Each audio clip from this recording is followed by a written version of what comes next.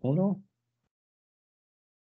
Pues muy buenas tardes, queridos eternautas que nos encontramos en una nueva sesión, en una nueva tarde de domingo, para hablar de literatura, de cuentos, de películas, de temas que nos interesan en el ámbito de las artes también, de pintura en alguna ocasión, de cómics hemos hablado.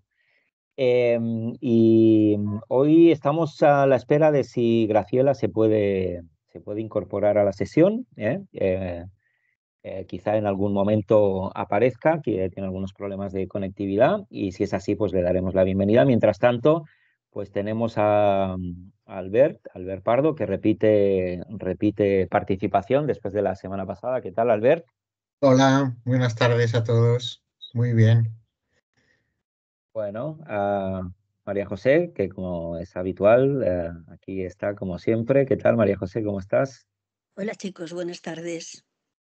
Y Lázaro, como siempre también aquí al pie del cañón, para hablar de cuentos, de literatura, y el que os habla, José Matas, que bueno, tengo el honor de poder eh, arrancar y conducir este programa con estos magníficos contertulios en una sesión que hoy está dedicada a un cuento que he propuesto yo, cuento de un autor que a mí me gusta mucho, que es de sobras conocido, como es Raymond Carver. No sé si más o menos se aprecia, ¿sí?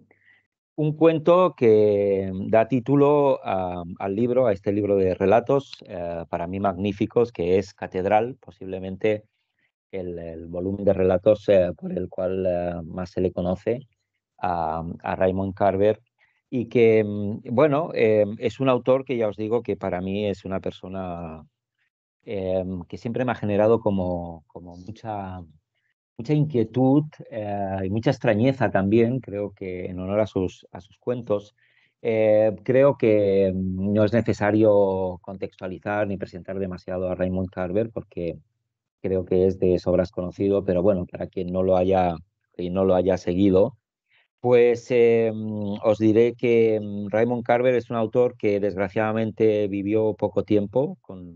En el año 88 falleció a los 50 años de un cáncer de pulmón, que tuvo una vida, bueno, más o menos desgraciada, podríamos decir. Es una persona que cayó en el alcoholismo y que eso también marcó de alguna manera su vida personal. Se casó, que tuvo dos hijos, tipo grandote, que, bueno, que trabajó en muchas cosas para ganarse la vida como conserje, como bibliotecario, pero que también consiguió luego graduarse en la universidad, acabó dando clases también en la universidad, y que se interesó por la literatura quizá algo tarde, en uno de los talleres literarios que siguió con Gardner.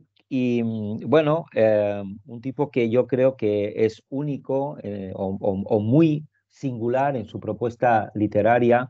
Para quienes no lo hayáis leído, es un autor de cuentos. Eh, Aparte de Catedral, pues tiene cuentos como De qué hablamos cuando hablamos de amor, que es otro libro de cuentos también muy, muy interesante.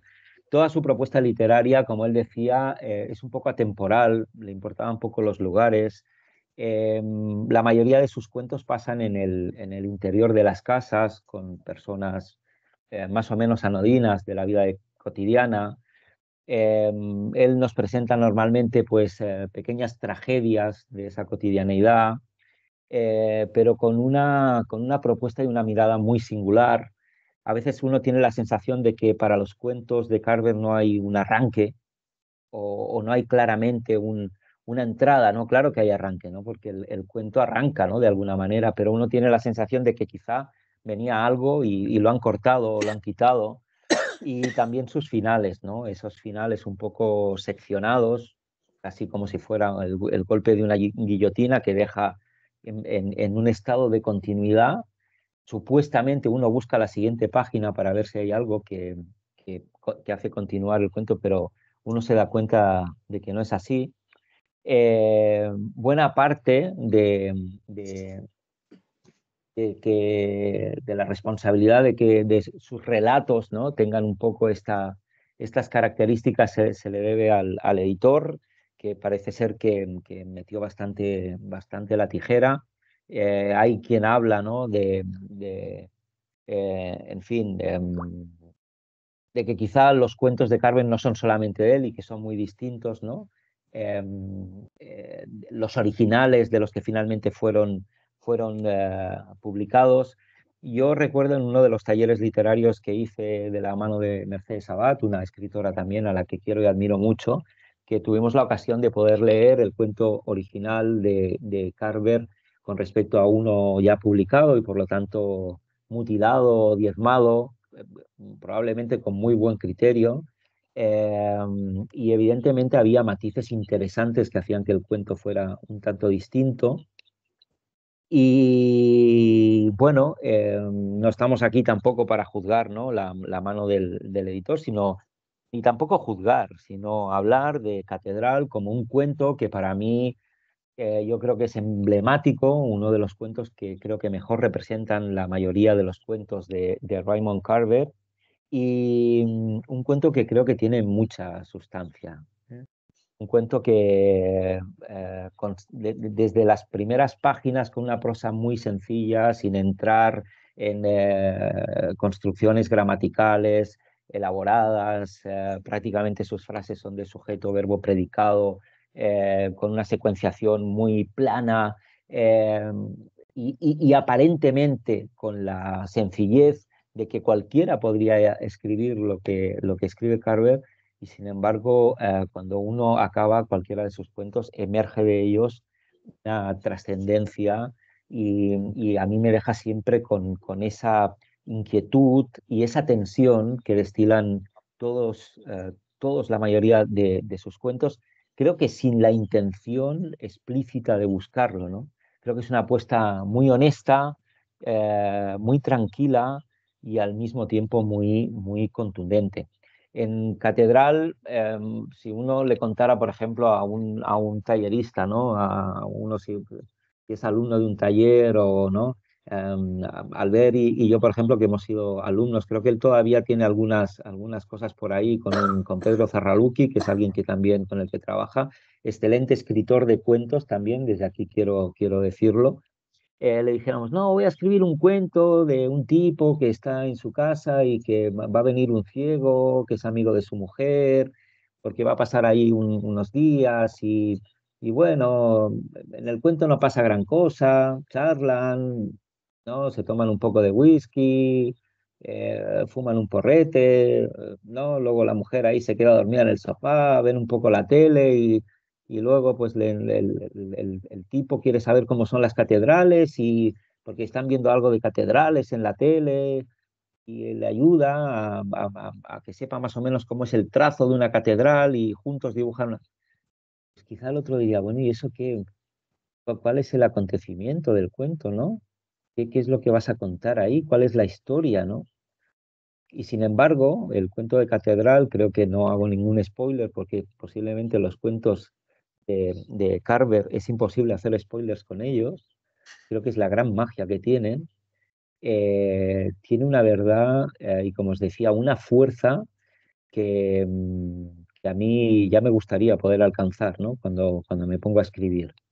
Entonces, bueno, yo creo que en este caso el cuento de Carver como representativo de su obra, yo creo que ya he nombrado bastantes de las bondades que para mí tiene. Yo soy un lector que, bueno, para los que me conocéis, soy amante, muy amante de prosas elaboradas, digresivas, hasta a veces lo extremo, ¿no? Como puede ser la prosa de Javier Marías, que es otro de mis referentes literarios, que obviamente no tiene nada que ver con estas prosas, ¿no? Más del realismo sucio, contundentes, tan cortantes, y sin embargo creo que en los dos casos encuentro sobre todo una mirada, ¿no? Una mirada que me alerta, que me hace poner los ojos sobre elementos que para mí son importantes cuando leo, que tienen que ver con la intersubjetividad, con lo que a las personas se les puede estar pasando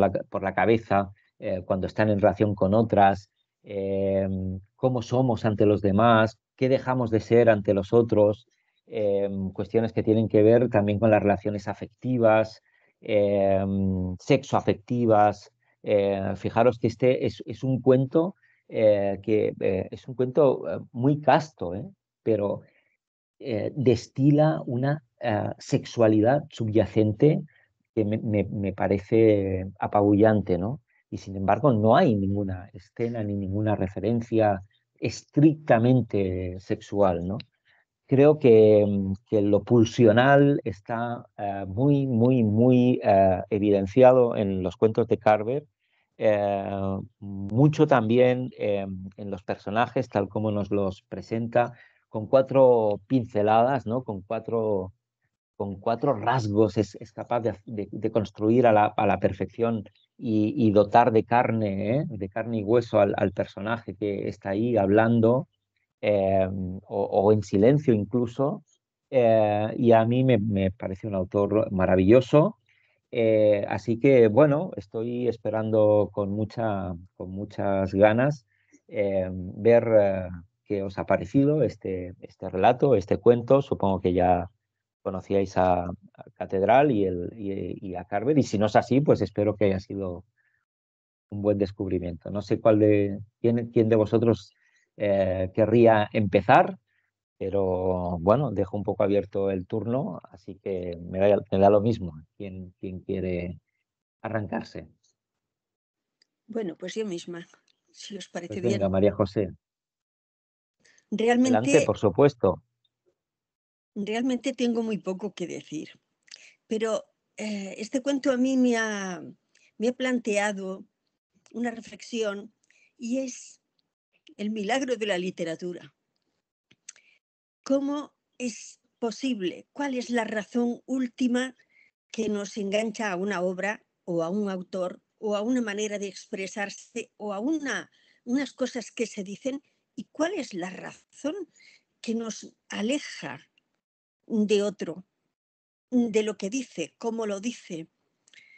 A mí me gustaría estar en el secreto de esa razón última que nos acerca o nos aleja a determinados autores. Me lo he planteado con algunos, pero quizá con Carver más. Realmente a mí no me gusta. No me ha gustado nunca, lo he leído poco porque no me ha gustado nunca y me he reafirmado un poco en la lectura de este cuento. He vuelto a leer un par más para cerciorarme de si estaba equivocada, y posiblemente estoy equivocada, por supuesto, pero como esto no es cuestión de razones, sino de percepciones, pues el error queda ahí un poco en tierra de nada. Yo no me siento cómoda leyéndole. Tengo ganas de que acabe. Siento como que estoy de visita en un sitio poco grato. No me gusta cómo se expresa, lo encuentro frío, bueno, como es, con un estilo tan lacónico, tan cortante. No me interesa, no consigo apasionarme o interesarme sencillamente por lo que dice. Además, describe unas realidades muy corrientes, de gente muy corriente, en la que siempre hay un punto de sordidez que me desagrada. Y no acabo tampoco de encontrar, aparte de expresar sencillamente la realidad en la que se desenvuelve, no acabo de encontrar si tiene otra finalidad el cuento, porque como tú has dicho, muchas veces se para abruptamente, sin que podamos adivinar si tiene continuidad o no, porque la vida a veces es así, se para de forma súbita sin que sepamos encontrarle una salida a la situación, quizá porque no la tenga, y pasamos rápidamente a otra. Pues yo con los cuentos de Carver me pasa eso. Acabo uno sin tener el sentimiento de haber acabado nada. Es verdad que flotan en el ambiente algunas cosas en las que se podría escarbar, pero no da pie a que se escarben. Son apenas insinuaciones que quedan engullidas por esa realidad constante que se va desgranando, esa realidad tan poco atractiva, tan corriente, donde ninguno de los personajes tiene mucho interés, donde él tampoco los trata compasivamente, sino con una distancia, no sé, no me ha gustado, no me he sentido cómoda con él y realmente no es uno de los autores a los que yo recurriré. Y siento ser tan negativa, pero... No, me encanta, al contrario, pero es que... al contrario, María José, yo Bueno, creo que decir que no te gusta, ¿no? me encanta. ¿Qué Además, has dicho, yo Lázaro? pensaba que iba a ir un poco por ahí, ¿eh? Ya no me he equivocado demasiado. ¿Qué has dicho, Lázaro? ¿Cómo? ¿Perdona? ¿Has dicho algo? No te hemos oído, no te he oído. No, quería hacer una broma, ¿no? Digo que, bueno, que parece que no te gusta. Eso parece, Está sí. genial, está No genial. sabía cómo se decirlo, intuye pero... que no te gusta. Bueno, pues no sé si Lázaro o Albert, cualquiera de los dos, Lázaro, a ver qué tal, si te unes al criterio de María José, si estás más en otra cuerda, si tienes otro punto de vista, vamos a ver por dónde Bueno, ¿qué nos dice Lázaro? a ver, yo empecé a leerlo a Carver cuando empezó a publicarse aquí, cuando Anagrama lo empezó a publicar en los 90, y me gustaba mucho. Después pasó un tiempo y ya no me gustaba. Es decir, me parecía que escribe a hachazos, ¿no? Pero ahora lo he vuelto a leer y realmente, sí, que bueno, muy buen escritor me parece. Entonces, vamos a ver. Es que claro, evidentemente la sensibilidad y la receptividad de todos nosotros va cambiando a lo largo del tiempo. Pero bueno, voy a un poco a explicarme, ¿no? Es lo más realista que yo conozco, ¿no? Es totalmente realista y es muy buen realista, ¿no? Realmente pinta las cosas así, las describe. Entonces, realmente sus cuentos, ¿no? La mayor parte de ellos no, efectivamente, como decís vosotros, parece que no pasa nada. Lo que pasa es que describe, es digamos, como pintura sería una naturaleza muerta perfectamente hecha, ¿no? Describe de una manera que todo, que es muy reconocible la forma, ¿no? Cómo se relaciona una pareja, y además es muy detallista, ¿no? Así que, a ver, el ciego este se había casado con una mujer que ahora no me acuerdo, se llamaba algo parecido a Bambula, pero no era Bambula, Paula o algo así. Belua. Ah, Bilbao, bueno, perfecto. Belua. Pues bien, y entonces el narrador reflexiona, ¿no? Que nunca le habría visto el rostro, ni siquiera, y ella ni siquiera se maquillaba, total, ¿para qué, no? Si él no la iba a ver. Bueno, todos esos detalles que hace, es muy detallista, ¿no? Y es muy detallista con un lenguaje limitado, ¿no? Más bien yo diría con un lenguaje sobrio, un lenguaje austero, ¿no? No tiene florituras en absoluto. Y me parece que describe muy bien la vida común de la clase media-baja norteamericana, ¿no? Y la forma de ser, ¿no? En la cual se ve todos los detalles, qué es lo que comen. Te choquea mucho eso de que comen asado con patatas y lo acompañan con leche, ¿no? Pero es así, ¿no?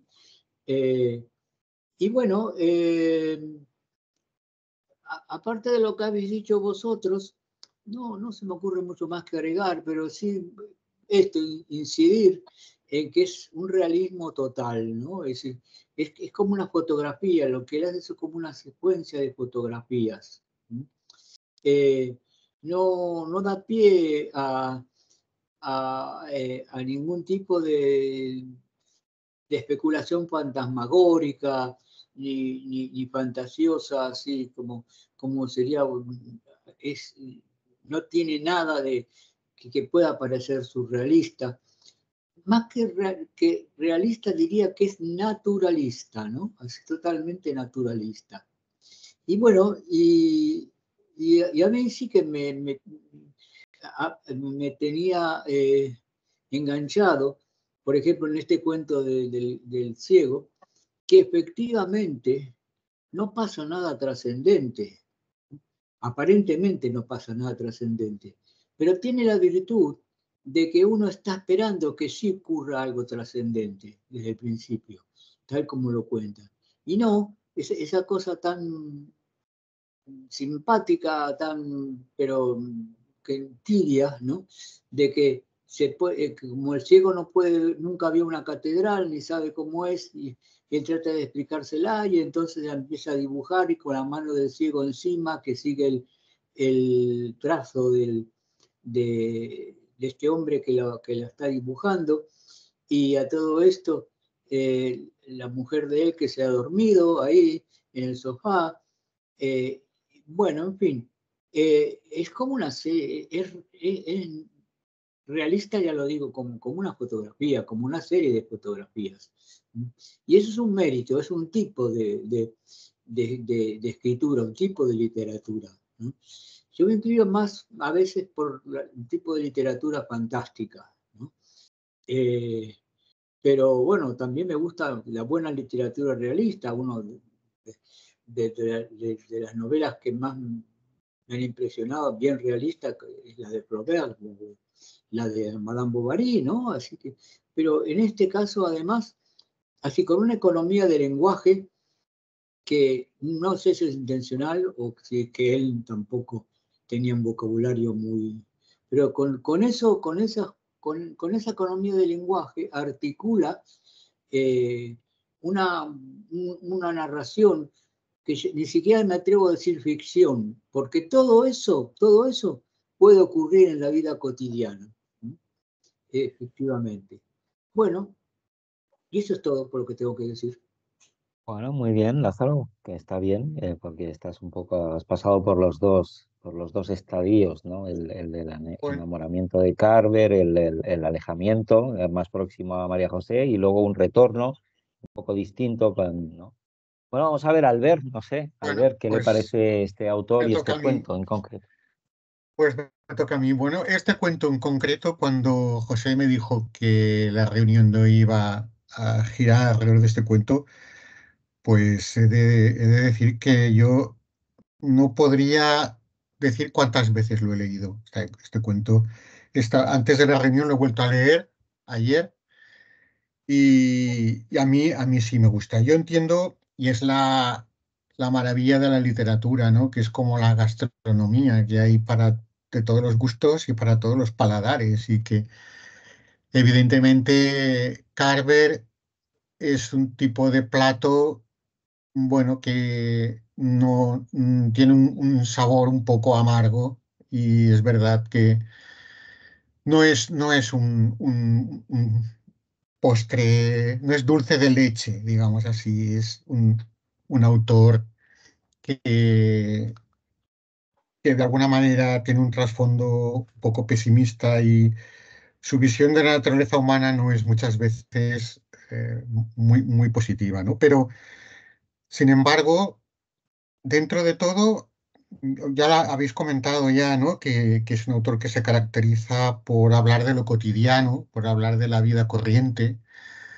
A mí me recuerda un poco un contemporáneo suyo, bueno, más o menos contemporáneo, que es el pintor este americano Edward Hopper, ¿no? Que también hace sus obras, siempre habla de un hombre en un bar solitario por la noche, o una pareja. Es decir, habla de lo cotidiano, pero yo creo que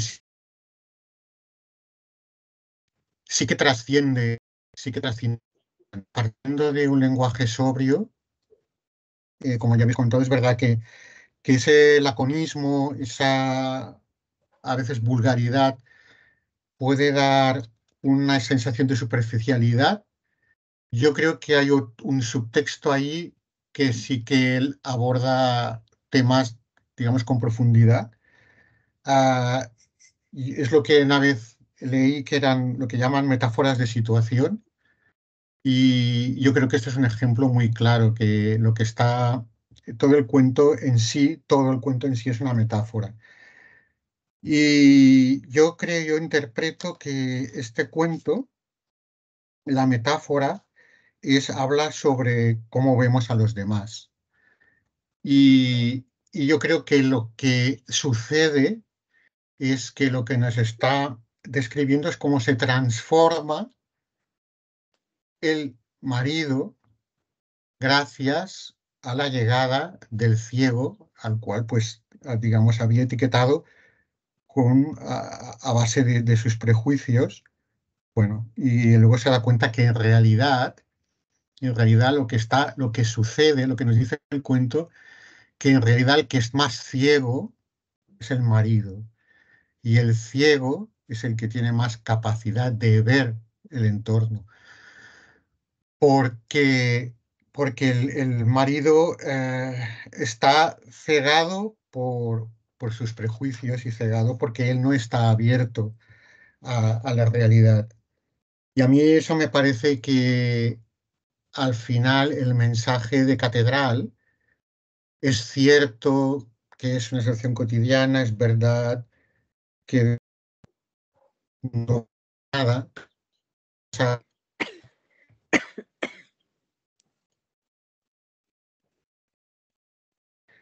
y de uno de los personajes y un poco a diferencia de la mayoría de los cuentos de Carver que te dejan, como decía antes, un sabor un poco amargo, para ser un cuento de Carver, encuentro que es un cuento esperanzador. Al final a mí me deja con una sensación un poco de buen rollo, porque ves que al final el marido ha experimentado algo que he encontrado maravilloso, que no había experimentado nunca hasta entonces, gracias precisamente de la mano, literal, de la mano, literalmente, de la mano de un ciego. Y, y esto es raro en Carver, porque ya te digo, una vez, creo que fue precisamente Pedro Zarraluki que me dijo que John Carver era un autor, dice que yo no recomendaba a llevarse a un hospital cuando estás ingresado por algo, porque precisamente no te animaría mucho, ¿no? Que se llevaría a otros autores, pero bueno. Y, y entonces estaba aquí hablando de esto, sí que es esperanzador, y un poco hablando del tema de la ceguera. He estado pensando y recogiendo aquí en la libretita esta que tengo aquí de las cosas que leo, he estado buscando otras referencias literarias que a mí me han resonado en las que de alguna manera también refleja esto, como a veces la ceguera física no es lo más importante, sino es la ceguera mental, ¿no? Y de alguna manera yo lo resumiría en la frase, en ese dicho castellano que dice que no hay más ciego que el que no quiere ver, ¿no? Una es un cuento de Boris Vian que se llama El amor es ciego, en la que hay una especie de niebla fantástica de causa desconocida que deja a todo el mundo sin visión. Y de alguna manera eso les hace liberarse de sus prejuicios. Bueno, es bastante, como es Boris Vian, ¿no? Es bastante casi pornográfico, ¿no? Entonces se desnudan todo, porque cuando se ven, se borran las barreras digamos, de los convencionalismos sociales, y entonces la gente empieza a expresarse tal y como es, ¿no? Luego la otra es, por supuesto, la novela de ensayo sobre la ceguera de José Saramago, que precisamente explica lo mismo, cómo se transforma toda una sociedad, en este caso cuando se pierde la visión. Y otra cosa que me ha resonado es que en la novela Rayuela de Julio Cortázar, precisamente, él y su pareja, la maga, la famosa maga, van a ver a un vidente ciego. Entonces siempre mucha gracia eso de que un vidente sea ciego, ¿no? Bien, pues esto es lo que más o menos aquí había apuntado. Y después os iba a plantear un comentario, una reflexión sobre que para mí es un cuento mediúmnico. Pero bueno, esto, si queréis, os lo comento o lo reservo para otro día porque es un tema un poco que a mí lo leí una vez y me ha llamado mucho la atención. Y ahora, cada vez que leo un cuento, una novela, casi cada vez que leo un cuento me pregunto si es un cuento mediúmnico o es un cuento chamánico. Y en este caso, para mí, es un cuento. Os lo explico por qué Sí, no nos dejes con la para otro intriga, día. entonces, Albert. No, no, no nos dejes con la intriga. Vamos a ver que es un cuento mediúntico. Si es que lo he... Vale, vale. Es un poco especial, ¿eh? He de reconocer que es una cosa que igual me decís que es una butad y que no tiene ningún sentido. La verdad es que lo creo y yo lo hago. Esto lo descubrí leyendo un libro de Albert Sánchez Piñol que se llama Las estructuras elementales de la narrativa. Es un libro que, bueno, es recomendable en algunas cosas, en otras no. O sea, por ejemplo, explica pues la típica estructura de planteamiento, nudo, desenlace, el midpoint, muy de guionista, pero a veces demasiado estrictamente. Y a mí lo leí, me encantó, pero luego he tenido que desaprender lo que escribí allí porque me he dado cuenta que estaba obsesionado con seguir estrictamente las pautas del libro y eso al final lo que hace es paralizarte, ¿no? Pero bueno, yendo a lo que os explicaba, me hizo mucha gracia que este Sánchez Piñol, que es antropólogo, y yo creo que de ahí viene la cosa, él decía que al fin y al cabo cuando uno es la escritura y como, en fin, cualquier acto creativo, es vivir otra vida, es transformarse en vivir en otra cosa, ¿no? Y que al fin y al cabo solo hay dos maneras, el ser humano solo tiene dos maneras de vivir otra vida.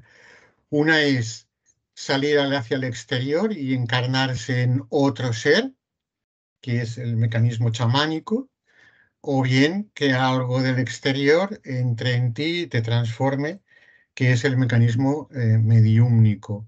Y bueno, ya habla que, en fin, todas las religiones pues son o chamánicas o mediúmnicas, las nuestras, todas las religiones occidentales, incluyendo la árabe, son religiones, la islámica, son religiones mediúmnicas y tal. Entonces él dice que en todos los procesos creativos, todos, absolutamente todos los argumentos se basan o en una historia, o en un mecanismo chamánico o en un mecanismo mediúmnico. Alguien sale hacia afuera o algo o alguien viene hacia aquí. La Odisea, por ejemplo, y lo pone, por ejemplo, como una narración claramente eh, chamánica, ¿no? Tiburón, pues sería una historia mediúmnica. Entonces, yo esto, la verdad es que es una generalización, evidentemente la mayoría, yo creo que sí que funciona. Hay algunos que son claramente una cosa u otra, pero en la mayoría de los relatos, incluso de las novelas y las películas, se mezclan un poco uno u otro o una mezcla de ambos. Y yo creo que, por ejemplo, Catedral es claramente un relato mediúmnico. Es un relato en el que el protagonista, el marido, es al final poseído por el espíritu del ciego y lo transforma, lo hace cambiar de una forma tan radical que al final del cuento acaba con un- es verdaderamente extraordinario. ¿Eh? Y un poco para mí, ya para acabar y acabo, la frase, si tuviera que resumir todo el cuento de Catedral en una frase, al menos para mí, es cuando él, el marido, hablando sobre el ciego, con pena, o sea, habla con pena de la mujer del ciego. Difícil de imaginarse a una mujer que jamás pudo verse según la veían los ojos de su amado. Cuando yo pienso que realmente está proyectando lo que está haciendo él con su mujer, porque claramente Carver nos va explicando que él a su mujer no la tiene, digamos, anímicamente pues abandonada, de la manera que de hecho la mujer con quien realmente se comunica, con quien realmente conecta, no es con el marido que tiene al lado, sino con el ciego al que envía cassettes con grabaciones. Bueno, pues como podéis ver, a mí sí que es un cuento que me gusta, me gusta. Muy interesante todo lo que has Sí, dicho, Albert, sí. la interpretación que has hecho. Mm. Yo quisiera enlazar con esto último porque hay una parte que había reservado también, o me había reservado para comentaros, ¿no? Que es la dimensión psicoanalítica. Yo he hecho una interpretación psicoanalítica de este cuento en cuanto a qué posición ocuparía cada uno de los personajes en una relación terapéutica de carácter psicoanalítico, ¿no? Y es interesante porque además yo he traído este cuento aquí en relación a la película que comentamos en el pasado programa, ¿no? En la que también era un ciego quien poseía supuestamente cierta verdad, ¿no? De alguna manera, este ciego enigmático, eh, que el narrador nos habla de él, a través, ¿no?, de esa posición que ha tenido de testigo, sabe cosas de la vida del ciego porque se las ha contado su mujer. Luego la mujer le ha ido, como decía Albert, ¿no?, enviando cintas magnetofónicas, casi como si fuera, ¿no?, las sesiones entre un analizando y un analista, ¿no? El ciego sabe mucho, o por lo menos el narrador del cuento lo sitúa en una esfera en la que tiene mucho conocimiento incluso sobre la vida de su mujer, mucho más de la que él tiene o posee, ¿no? Porque le ha ido contando en todas esas cintas. Es verdad que el ciego también le enviaba cintas a ella, y en esa relación epistolar a través del registro magnetofónico, se produce una construcción del otro como un sujeto supuesto al saber, ¿no? Tal como decía Lacan, el analista no puede estar en una posición en la cual haya transferencia si el paciente no lo eleva a ese plano, ¿verdad? Entonces, el ciego como alguien que no ve, está en un pedestal que le permite de alguna manera tomarse algunas licencias, ¿no?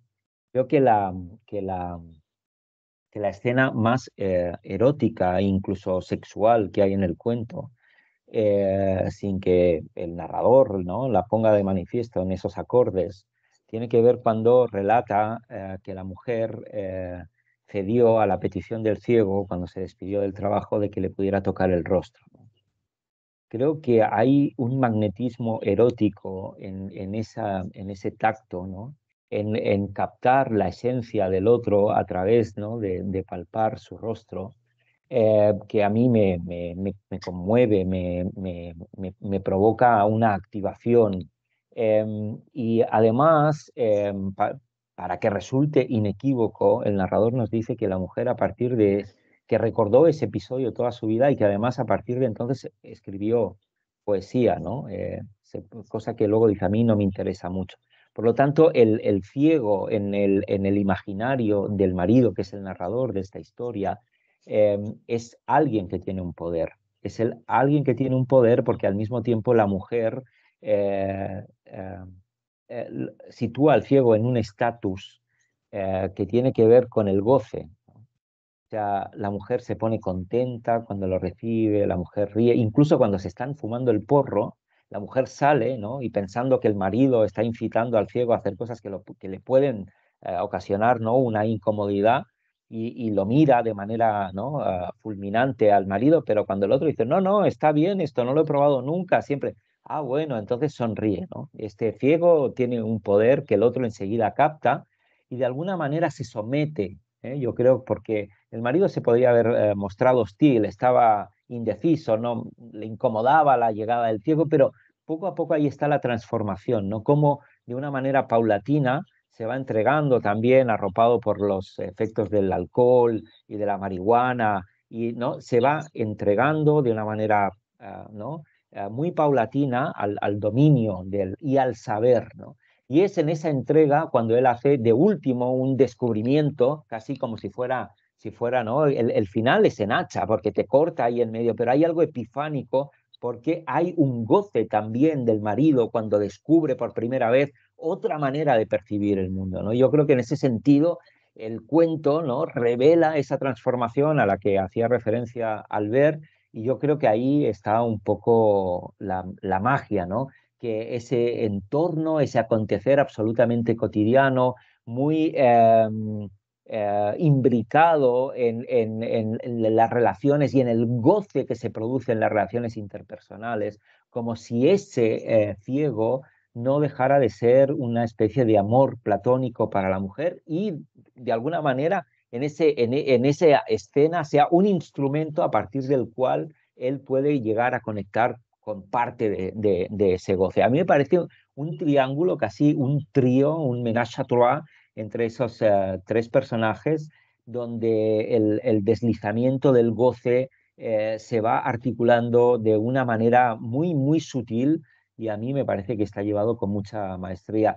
Yo no sé si cuando Carver, y con esto acabo, que no quiero monopolizar tampoco ni mucho menos la charla, si Carver cuando escribe todo esto es consciente de lo que está haciendo, ¿no? O por lo menos de los efectos que a mí en este caso como lector me causa, ¿no? Porque obviamente también en ámbitos psicoanalíticos se reconoce, ¿no?, esa parte del discurso, esa parte ¿no?, del referente que uno da, ¿no?, sin que sepa, ¿no? Uno habla de cosas sin saber que está hablando de esas cosas, ¿no? Por lo tanto, yo no sé hasta qué punto todo eso es algo calibrado y obra de un ingeniero de la narración, o algo que emerge como emerge el síntoma en cualquier paciente, ¿no? No sé si queréis, María José, que Pues llevas... sí, yo quería decir dos cosillas breves. Una es sobre el realismo de Carver. Efectivamente, es realista, pero la realidad es muy plural. No es solo la que Carver retrata una parte de la realidad. Otros muchos autores retratan otra parte, más amable, más... no solo más amable, sino con un poco más de ilusión y un poco más de esperanza. Yo todo eso no lo veo en Carver, y eso también forma parte de la realidad. O sea, es un realismo muy sui generis, muy suyo, surrealismo. Y también quería decir otra cosa. Esto a la luz de lo último que tú explicas, y es que me parece realmente fascinante que un autor, cuando acaba un libro, deja de pertenecerle ese libro, porque ese libro ya va a ser de los lectores y cada uno lo va a leer de una forma distinta. Y casi ningún lector lee el mismo libro. Me ha gustado mucho escucharte y ver lo que tú has extraído del libro, pero no sé si es eso lo que Carver puso. Él probablemente escribió un libro y nosotros, cada uno de nosotros, hemos leído el nuestro. Esto es uno de los misterios de la literatura, que aunque no me guste un determinado autor, pues me gusta encontrarme siempre con ese misterio que hace que el autor se desdoble y se convierta en un autor múltiple en función de cada uno de los lectores que le lean. Bueno, pues es lo bueno de la literatura. Sí, así yo mismo dudo de que él fuera demasiado consciente de todo eso que había construido, ¿eh? Posiblemente ahí está la magia, ¿no? Y luego también porque creo que ese es el gran misterio, ¿no? Porque a unos nos gustan unas cosas y a otros otras, ¿no? Uno tiene que tener cierta querencia por la suciedad también, por lo bruto, por lo más ordinario, para que historias como las de Carver te cautiven, ¿no? Es así, y las sensibilidades de cada uno lo son, ¿no? Yo, por ejemplo, cada vez que me pongo un poco de vino y no y le doy un sorbito, que yo no soy muy bebedor, ni mucho menos, pero me gusta apreciar algunos vinos, ¿no? Y mi mujer siempre me mira y dice, pero a ver, y digo, uy, este vino está, y siempre pica, ¿no? Porque me dice, a ver, déjame probar, y luego prueba, y dice, ay, no sé cómo te puede gustar esto, ¿no? Pues no le gusta nada, ella no ve nada de alcohol, y no entiende para nada que ahí pueda haber, ¿no? Un placer o un disfrute. Pero así es, somos seres de sensibilidades muy distintas y yo creo que esa es la magia. Ya dedicaremos un capítulo entero de nuestros programas a ver si somos capaces de desentrañar un poco, ¿no? Por qué hace que unas cosas nos gusten y a veces, por lo que decía Lázaro, ¿no? Que en un determinado momento me guste, que lo vuelva a leer y piense esto cómo me podía gustar y vuelva al cabo de los años y diga, pues sí, entiendo perfectamente que esto me gustara, ¿no? No sé, Lázaro, si quieres comentar alguna cosa más como turno de réplica. No, porque yo creo que sería abundar. Creo que entre todos hemos dado un panorama bastante, entre nosotros cuatro hemos dado un panorama que cualquiera que mire esto va a tener una idea un poco así general, ¿no? Sobre este autor y sobre el cuento en especial. Tendrá que leerlo para sacar sus propias conclusiones. No habremos sido nada tendenciosos, yo creo, con esta disparidad de sensibilidades. Albert, no sé si tú en tu caso quieres añadir algo más. Yo simplemente añadir el comentario, sumarme a la reflexión que has hecho con respecto a la piel, al momento en el que ese contacto físico. Yo coincido también en que no es casual. Un poco hace referencia a esta de conocer no racional, sino que a veces que nosotros en el lenguaje popular, en el lenguaje cotidiano y coloquial, ya somos conscientes de eso. Cuando decimos que algo lo he sentido en la piel, estamos refiriéndonos a una manera de entender, de conocer, de captar sensaciones que no dependen del análisis racional, ¿no? Y que en el fondo lo que descubre el protagonista, porque para mí el protagonista del cuento es el marido, se abre a esas otras sensibilidades, ¿no? Y respecto a lo de si era consciente o no, pues esto nunca lo sabremos. Yo creo que conociendo, bueno, un poco, yo creo que Carver sí la estructura básica de la narración sí sabía cómo iba a acabar, él sí que sabía, pero probablemente todos estos aspectos y todos estos detalles significativos probablemente había algo inconsciente, sí. Y respecto lo del gusto, pues claro, esto es muy variable. Yo Carver es un autor que cuando lo descubrí a mí sí me gustó de entrada. También es verdad que estás muy influido porque ya actualmente la mayoría de las escuelas de literatura lo tienen como un auténtico tótem, como una persona que ha marcado un antes y un después.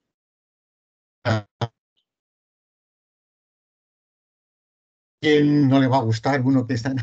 Pero sí, a mí recuerdo que me gusta esta manera de explicar las cosas, pero también he de reconocer que ya he dejado de recomendarlo. O sea, hay una época que decía, tienes que leer Catedral, tienes que leer, y después de ver, pues, muchas personas que, que normalmente no dicen nada, ¿no? Cuando a alguien no le gusta, normalmente los silencios son respuestas muy significativas.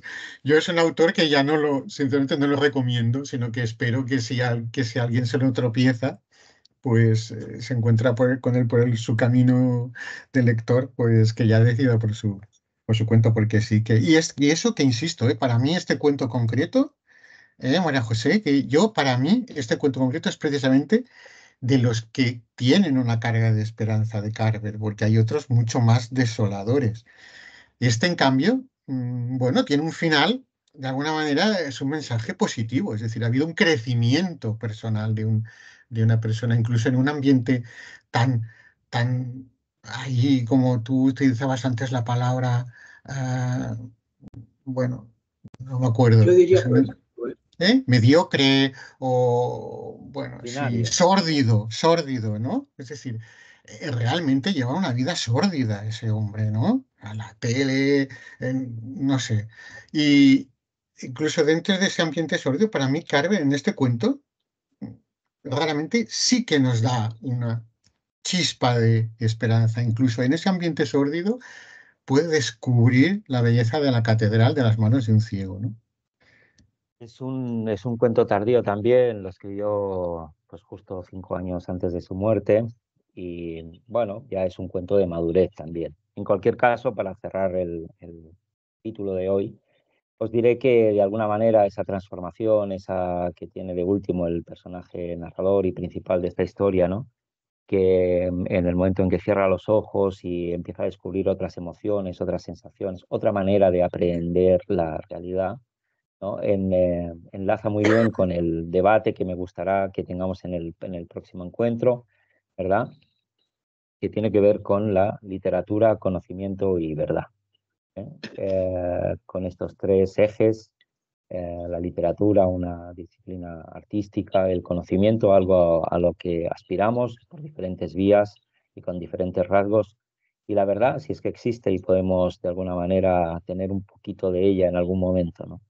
Creo que nos dará para un buen debate y que de alguna manera tanto la película del otro día como el cuento de hoy, pues bueno, van alineados con respecto a esos tres ejes. Nada, agradeceros que hayáis estado hoy aquí, que Graciela me ha mandado un mensaje excusándose de que estaba algo indispuesta y que no había podido conectarse, pero que bueno, que le mandemos cuanto antes la grabación, o sea que desde aquí le mandamos un fuerte abrazo y una pronta recuperación. Espero que la tengamos ya la próxima semana con nosotros. Y nada más, que nos vemos en el próximo programa de los Eternautas. Muchas ganas de debatir, como siempre, y de escucharos. Gracias, María José, Albert, Lázaro. Nos vemos en el siguiente programa y a todos los que nos escucháis y nos seguís, seguir ahí, que nos da mucho, mucho ánimo y seguir dándole al me gusta a los programas, al canal de YouTube y estaremos receptivos siempre a vuestras propuestas. Nos vemos la semana que viene. Chao. Adiós. Hasta la semana próxima.